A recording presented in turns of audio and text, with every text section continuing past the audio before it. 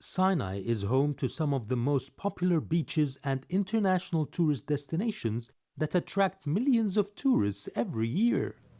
Europe is in the midst of a cold winter, and that's why Sharm el-Sheikh is a haven for many Europeans to come here with the warm weather and the sea. But instead of being packed, it's quite empty. Tourists from the Ukraine and Russia represent over 60% of visitors to Sharm el-Sheikh. But the conflict between the two neighbors has had its huge impact on the tourism industry in Egypt. There were over 25,000 guests from both countries in the city the day the war broke out. The Egyptian government and hotels were forced to cover the accommodation and expenses after the conflict erupted.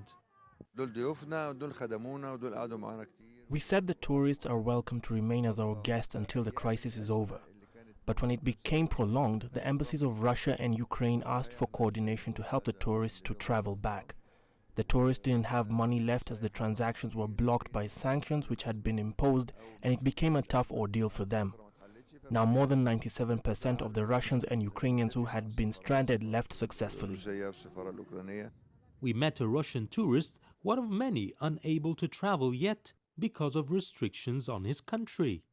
Now I can come back because of several sacramental incidents, and now I have to extend my holidays with my family.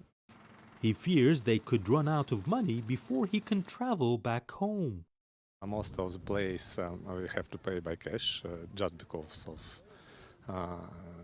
this limitation of international transactions. Most of the people were asking the hotel assistance, and they have the decision of their problems, of course. Hotels here have also felt the blow.